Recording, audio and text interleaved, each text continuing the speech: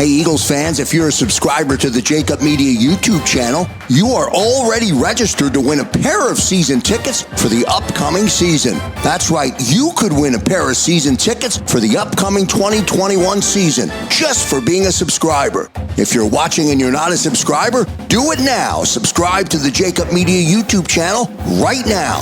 What do you need to do? Subscribe right now.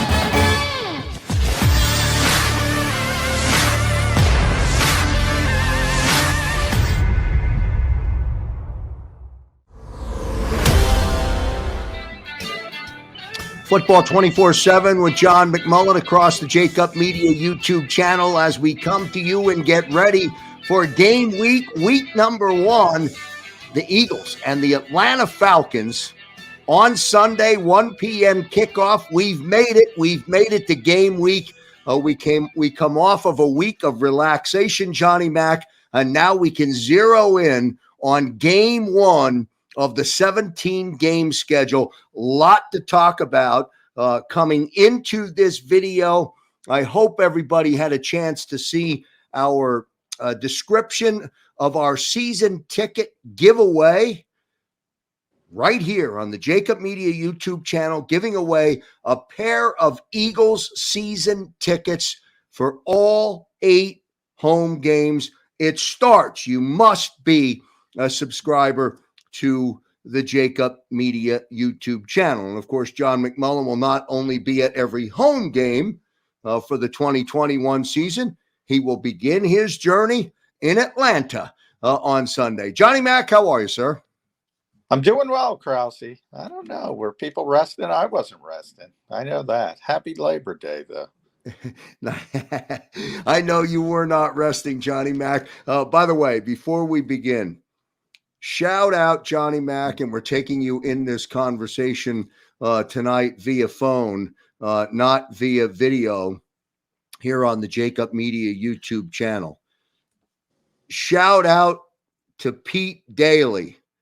If he's watching this report across the JAKIB Media channel, he knows why I'm shouting him out. And Johnny Mac, so do you. Great interaction from one of your big fans and a fan of the JAKIB Media YouTube channel. Yeah, you got to get used to that, Joe. So now you're going to have I get a criticism or two, shockingly enough. But I didn't take it as a criticism. I'm good with it. I like it. Pete Daly, you know what you see right now. You know I stand corrected. Let's jump into this game, Johnny Mac. Well, before we do that, update, roster moves, anything like that with the 53, injury updates. What do you have just on the surface? Well, the Eagles made a move today. They signed a cornerback, McMullen, off Denver's practice squad. So that's their 53rd spot. He'll be number 53. They need some help at outside corner specifically, and this is a rookie, pretty lengthy player. Generally, scouting report on him says he's maybe a pretty good zone corner, and that's what Jonathan Gannon figures to play a little bit. But, probably not going to help this week, certainly. Getting here a little bit too late. But he's somebody to keep in mind for down the road, just another cornerback in the mix. And then the Eagles announced you have to do it Tuesday of each week. You have to announce your practice squad protections. For instance, the Eagles just signed somebody off Denver's practice squad. Well, if you protect, you get to protect 4 players. If you protect those 4 players, they cannot be signed for this week. You have to do this every week. Some people don't even protect a full allotment. Some teams from week to week. Eagles generally do. They did last year. Last year, you were only allowed to protect, I believe, 3 a week. The Eagles always do. LaRaven Clark, the veteran offensive tackle, was protected this week. John Hightower at receiver, Jordan Howard at running back, and Elijah Riley, who's a defensive back. So those are the players they protected. Now, remember, as you get closer to Sunday, you can elevate, because the COVID rules are still in place. You can elevate 2 players from the practice squad on the game day roster. Generally, if you're going to protect players, they're going to come from that list. So if you look at that list, I've already speculated. I'm going to go Jordan Howard and Elijah Riley are the players most likely to be elevated, just from what the Eagles need from a roster perspective. John, when do you get the latest updated injury report from the team? Wednesday is they're back at practice. That's the first full-scale practice of the week. That's the big practice of any game day week. It's called a participation report nowadays in the NFL. So, yeah, you don't have to rule anybody out until Friday, or make that designation of questionable, or out. So you won't get that till Friday, but you'll get the participation report after Wednesday's and Thursday's practice. And by the way, the Eagles have been really good this year about giving us injury updates even during training camp when they don't have to. So they were really good about that. But the typical game week participation report, Wednesday. Football 24/7 with John McMullen across the JAKIB Media YouTube channel. We'll start to zero in, I guess, when the full practice or the big practice of the week takes place. We'll be right back here tomorrow night on the JAKIB Media YouTube channel, and we'll start to zero in and see what it looks like going in to Sunday. Eagles Falcons Sunday in Atlanta. The Eagles offense versus the Falcons defense. John, let's start there. Let me first pose the question. Is it feasible or conceivable to think that head coach Nick Sirianni perhaps might say to his starting quarterback, Jalen Hurts, hey, I'm going to keep the offensive game plan relatively simple. Go play street ball, go make plays, and let's win this football game? A couple things. I think they could keep it relatively simple. I don't know if I'm ever going to hear a coach say, "Let's go play street ball." They don't believe that way. They don't believe in that philosophy. And by the way, that's correct. I mean, look, you hope for some off-schedule offense, but you can't count on it. So that's kind of the mentality of coaches. And it's sort of like a little bit extra, and I think that's one of the strengths of Jalen Hurts. But you got to have a plan. I mean, you got to attack, especially, it's interesting because Atlanta has a rookie head coach, just like the Eagles, and Arthur Smith, who was one of the guys the Eagles were interested in early in the process. But they got started late because they fired Doug Peterson late. And they weren't really in the mix for Arthur Smith. He was one of the hot candidates. You could argue the hottest candidate, maybe Robert Saleh with the Jets as well. But he's the new head coach in Atlanta. So it's kind of interesting. We don't know much about either, obviously. And that's been one of Nick Sirianni's talking points, is he thinks he will have a little bit of an advantage early in the season because people don't know what he's going to do. Well, in theory, the Eagles don't know what Arthur Smith is going to do. However, maybe one of the positive signs, Jonathan Gannon, the defensive coordinator, is very close to Arthur Smith. They coached together in Tennessee. So they're friends. So he might have a little bit of a feel for what to expect. And then the Falcons defensive coordinator is Dean Pease, who is a long time defensive coordinator who had retired. And Arthur Smith talked him back into the position. So he had been in Baltimore for years, in Tennessee. So maybe the Eagles have a little bit of an advantage because you can look at what Dean Pease has done over the years and try to formulate what to expect. But a lot of unknowns, man. A lot of uncertainty. I think that's going to define the Philadelphia Eagles early this season till we get a kind of feel for what type of team they're going to be. Johnny Mac, you can look at the starting receivers who are going to start this game. You can look at the two tight ends. You know by now, or you have an idea at least of what type of player Miles Sanders is going to be, or can be, and then you have Jalen Hurts. So if you were going to try and project how Nick would use the combination of his weapons to move the football and do more than just put Jake Elliott in a position to kick field goals, what would it be? Well, I think from seeing this sort of develop over the summer, I do think that Nick Sirianni sort of got Zach Ertz into camp and said, oh, this guy can play. So I think it is interesting. I think there's this sort of shift, and I've mentioned this before. Doug Peterson would go through this every year. He wanted more speed on the field. He wanted more receivers on the field. And then he looked at his receivers and said, I got to play my tight ends. I think Nick Sirianni's going to get to that point quickly. He might already be to that point because his tight ends are really good. His receivers are, to be kind, unproven. Now, Devontae Smith has a ton of talent, but he is a rookie player. And then you're counting on two second-year players who haven't produced as rookies, and you're putting a lot on their plates. So I would ask you, who would you have more confidence in, Quez Watkins or Zach Ertz? Quez Watkins or Dallas Goedert? I think that's a pretty easy answer.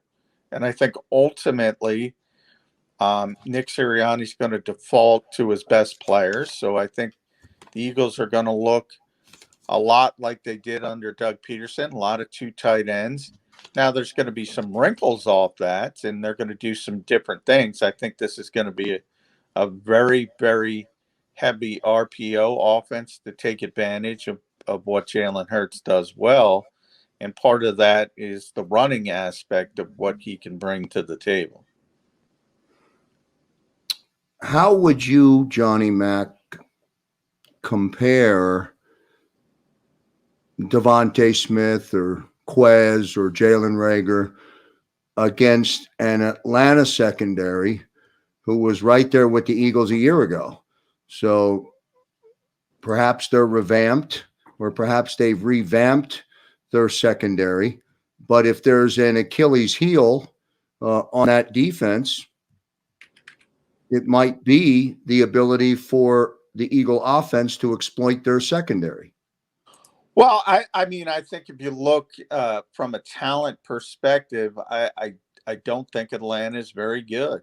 I really don't. I think this is one of the worst teams in football from a talent perspective. So I think obviously that's a positive to get off, hopefully, on a positive note for the Eagles. Now, there's a couple things I don't like, which I'll get to in a minute. But defensively, yeah, I mean, they don't have a lot. They have Grady Jarrett up front, who's a really good player. They have Deion Jones at linebacker. It's a really good player, at least when he was healthy. And I would argue the secondary at least has the potential to be a little bit better than their front seven because at least they have some talent. AJ Terrell's a former first-round pick. He's going to be one of their corners. Fabian Moreau is the other corner. He's had some success in Washington in the past. They also have a couple second-round picks, recent second-round picks, Isaiah Oliver, who's got some talent, Richie Grant, who's a rookie this year at safety. They also have Duron Harmon, the former Lion player, former Patriot player. I would argue their secondary is the strength of their defense, and it's not very strong. Now, right. Dean Pease is really good. If you're going to list top 5 defensive coordinators, he's going to be in the conversation. He's been really good for a really long time. So they're going to get more out of the sum of their parts. But at the end of the day in this league, it's about talent.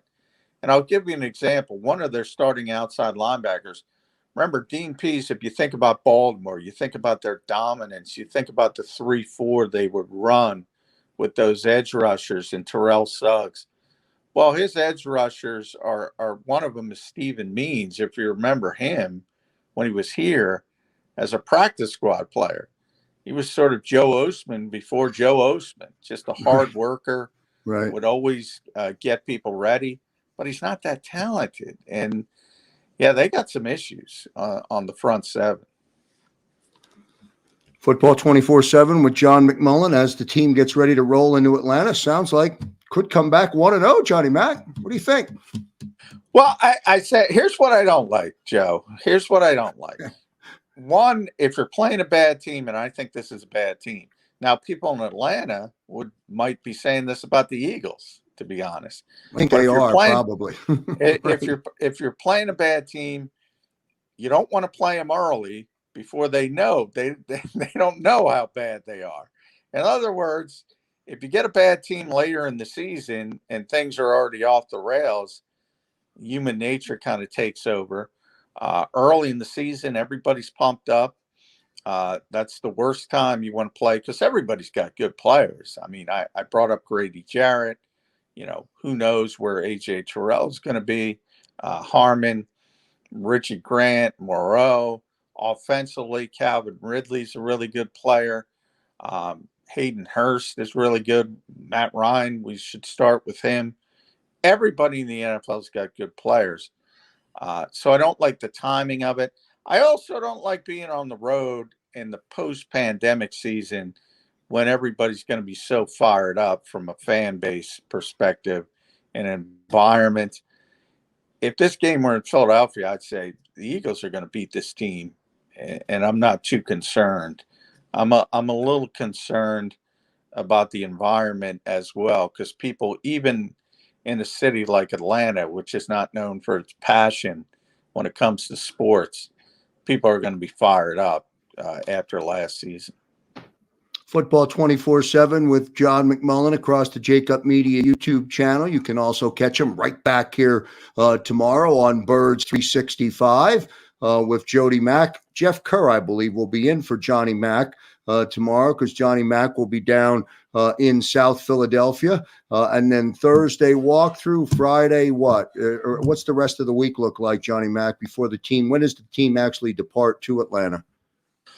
No, Thursday's a regular practice. Wednesday, Thursday, Friday is a lighter practice. And Saturday they'll head down to Atlanta. But that's a typical NFL week when you're playing on Sunday. Wednesday, Thursday are the big days. You scale things back a little bit on Friday, have a walkthrough on Saturday, and then they'll fly to Atlanta. So we're in that regular season mode, and that's where it's game prep mode, and that's how it's going to be on a typical week. Johnny Mack, let me ask you about Matt Ryan. He's either going to put up 30 in the first half, or he's going to, give the ball away.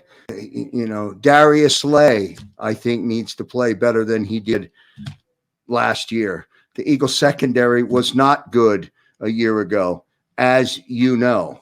Are they vulnerable there? They're certainly not vulnerable up front. Well, I don't know if I necessarily agree with you. I don't think Matt Ryan's going to give it away. I mean, this guy's played at a high level for a long time. What he does, he when you make him uncomfortable, he's going to speed things up. And I think you saw that if you go back to the Super Bowl season. I think, people kind of forget, the Eagles routed Minnesota in the championship game. They scored so many points against the Patriots, so many offensive yardage, such explosion. I think people forget the divisional round when they had a real tough time with the Atlanta Falcons. And, if football doesn't bounce their way at the end of the first half, um, and if Julio Jones makes a catch in the end zone at the end of regulation, we're probably um, have a different mentality around here because the Eagles still might not have a Super Bowl. But they were able to get done. They were able to get by the Falcons. And if you think back to the end of that game, it was the front. It was the front dominating in the red zone when the Falcons were on the precipice of scoring. They just did not let Matt Ryan get comfortable, and he sped things up, and he was too quick, not only on that fourth down throw, but on the plays before it. That's how you got to play Matt Ryan. You got to make sure he's uncomfortable, and if he is comfortable in the pocket, he's going to pick you apart. I mean, he's one of those guys. He's been doing it for a long time, and if he feels comfortable, you're in for a long afternoon. Of course, no Julio Jones as one of those weapons as the Falcons begin or as the season gets underway. Ryan Kerrigan, I'm excited to see Ryan Kerrigan play as a Philadelphia Eagle. We've been watching the Eagles go against him for so long. I am finally glad to be able to say that about an opposing player who perhaps many didn't like on this roster. I'm excited for him. Yeah, I mean, we got to see if Ryan's healthy. I mean, he's missed, pretty much the back end of training camp, past couple weeks with the thumb surgery that he had. So, no guarantees he's going to be ready to play. But I do think you're right. I mean, he's been a great pass rusher for a long time in this league. But I do think he's going to be a situational player even when he's completely healthy. Remember, this team is really deep at defensive end with Brandon Graham, Josh Sweat, Derek Barnett. Those guys are going to get the majority of the snaps at defensive end, and then Ryan Kerrigan fills in from there. That's as good as it gets. So, look, that's the strength of the Eagles on defense. It's their front. The strength of the offense is the offensive line. The Eagles do that by design. They're really good on both sides of the line of scrimmage. And in theory, those guys stay healthy, especially on the offensive side, because they're the ones who are a little bit longer in the tooth and have the injury history. In theory, they should be in position to win games. Defensively, I mean, we mentioned, Matt Ryan, we mentioned Calvin Ridley, somebody who we didn't mention that we should because he's a local product is obviously Kyle Pitts. That's where I was going to go next. Big Kyle Pitts, absolutely. Yeah, you mentioned they don't have Julio Jones. Well, they got a little bit different. Now it's a rookie player. There's going to be hiccups. I say the same thing with Devontae Smith here. But that is a really, really, at least on paper, a tough player to match up with. A lot of talent. Football 24/7 with John McMullen across the JAKIB Media YouTube channel. Don't forget to share, like, and do subscribe. More on our Eagles season ticket giveaway for the 2021 season. You're only going to find that on the JAKIB Media YouTube channel. Johnny Mac, if you had to identify, and I know you're probably going to hate to do this and might not like me asking the question, but I'll do it anyway. If you had to put something out there as a reason, a legitimate reason why the Eagles would lose this football game on Sunday, what would it be? I already put this out there, and I'm going to put it out there again. Cordarrelle Patterson is on the Atlanta Falcons now. Now, you might remember him back from the Chip Kelly days, and and this is not hyperbole. That is the best kickoff returner in the history of football. That's how good he is at it. So I said this. You better now.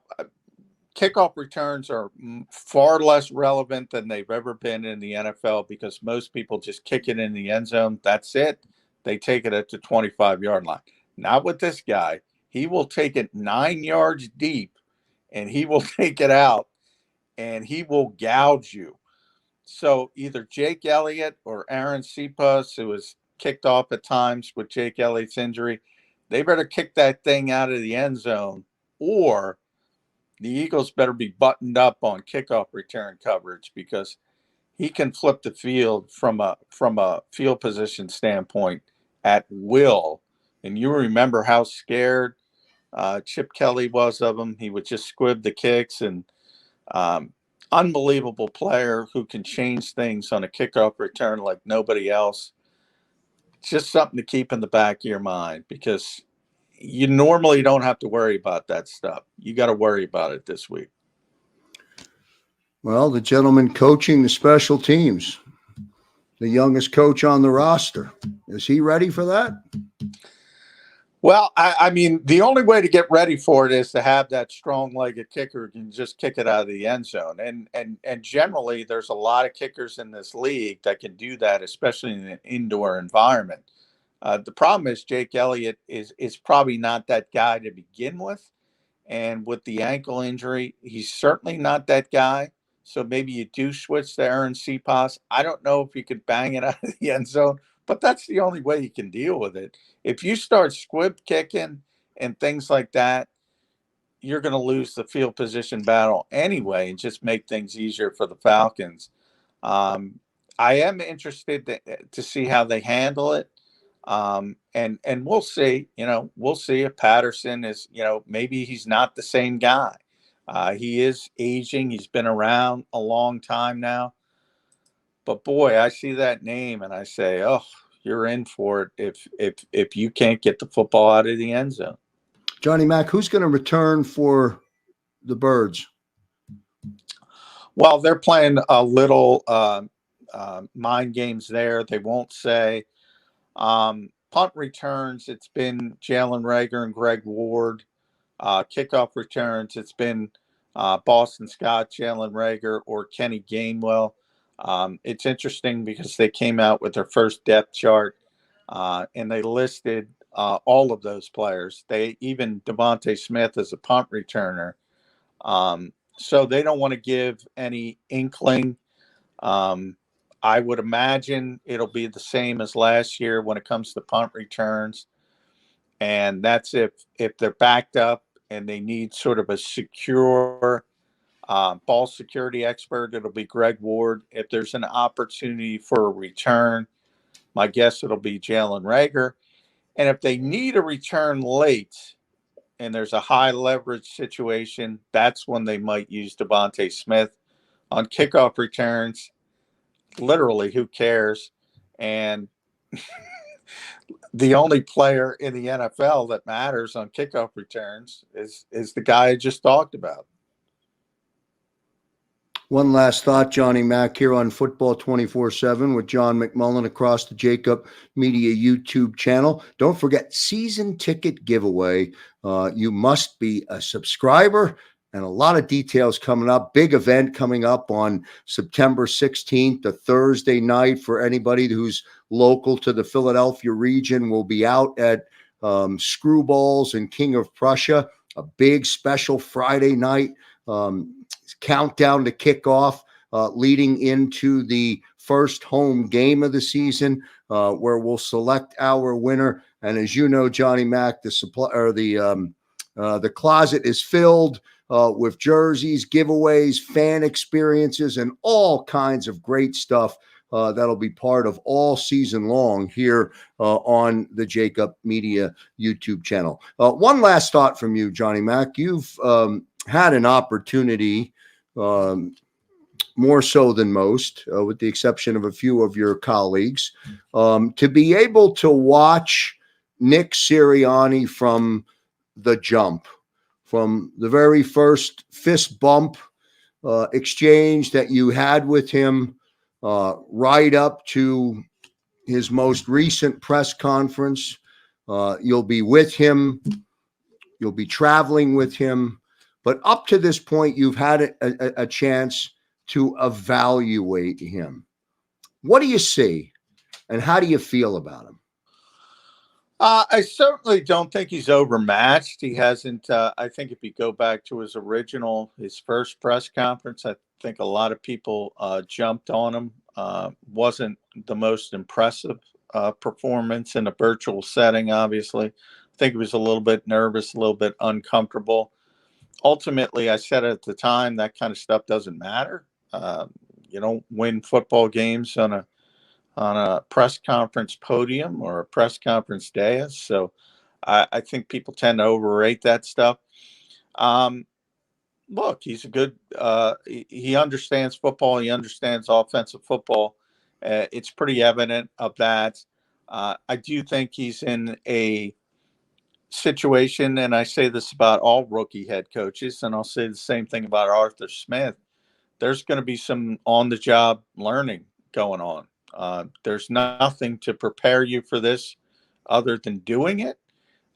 And, the key is when you do make a mistake, and you will make a mistake, don't repeat it and don't keep making the same mistakes.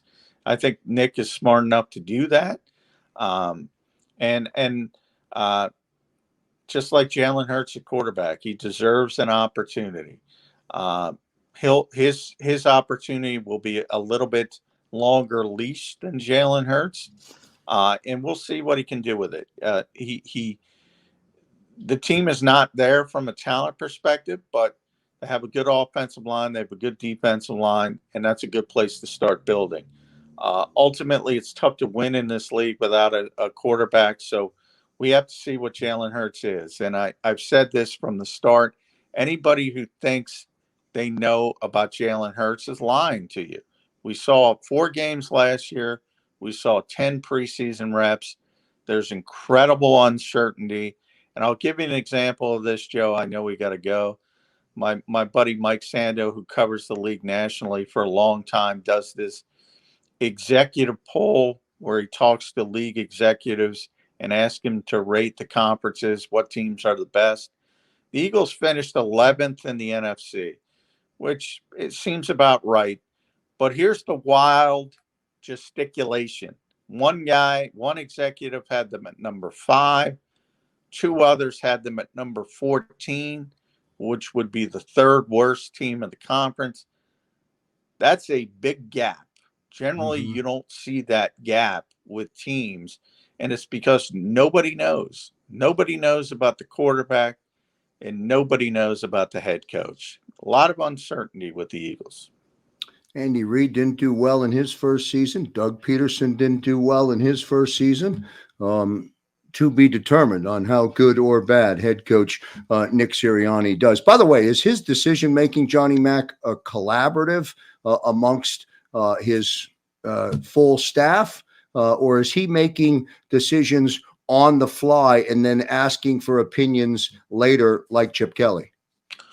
No, he's, Jeffrey Lurie kind of demands a collaborative approach. So he's gathering the information, and that's the best way to do it. But ultimately, somebody's got to make the decision. He's the guy who's got to make the decision on game days. And obviously, he'll be the guy that has to stand up and take accountability for whatever goes on, positive or negative. That's just part of the job. But yeah, I mean, it's if you're, Chip Kelly, I think at this stage, now that it's behind us, I think got a little bit too bad of a reputation as the years went on. I don't think he was a dictator by any stretch of the imagination. He had a lot of respect for certain people, certain assistant coaches, a lot of respect for Tom Gamble and personnel. He had his people he counted on, and everybody does. You can't do this job alone, but ultimately you need a strong leader to stand up and make the difficult decisions.